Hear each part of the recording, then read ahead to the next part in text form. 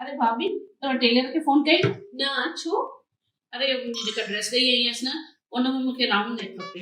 पर तव्हां त स्क्वायर चई आया हुयसि न। हाँ मां हाणे चेक कयो मुंहिंजी ॿिनि ड्रेसिस में स्क्वायर नेक आहे त हाणे मूंखे राउंड नेक खपे। अच्छा ठीक है कयांसि थी फोन। सर्कल स्क्वायर सिंधीअ में त अचे नी कोन थो न। ग़लती त मुंहिंजी आहे, मां हिननि खे सिंधीअ में सेखारियो ई कान्हे को। अॼु मां हिनखे सेखारे ई रहंदसि सिंधीअ में शिकिलियूं। हलो उथो माना उथो जल्दी उथो उथो। सिंधीअ में हा शिकिलियूं माना शेप्स। हलो हाणे तव्हां बि तयार थी वञो। हाँ असां त तयार ई आहियूं।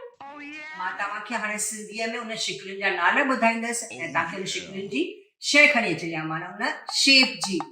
ऐं जंहिं अगरि तव्हांखे शइ नथी मिलेव त हिन स्लेट ते कढी ॾेखारणी आहे तव्हांखे। त पहिरीं शिकिल आहे गोल।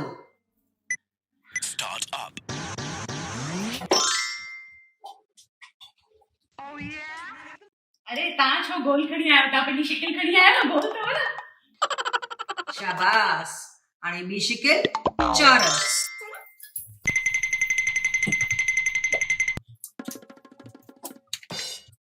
शाबाश। टी शिकिल तिकुंडो।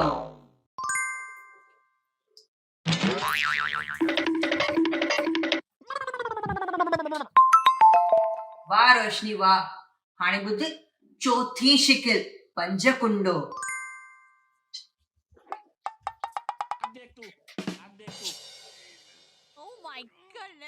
शाबाश सीमा। हाणे पंजी शिकिल अधु गोल। बजो बजो बजो।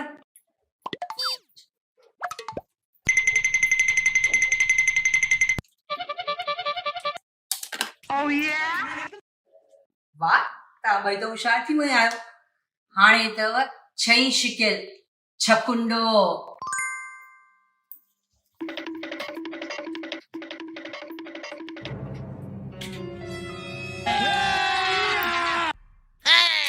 छोकिरियूं थकिजी पियो, मज़ो त हाणे ईंदो।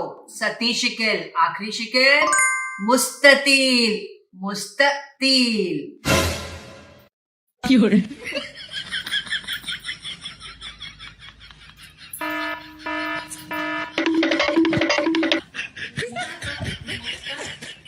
असांखे त चवण बि नथो अचे, छा तव्हांखे ख़बर आहे?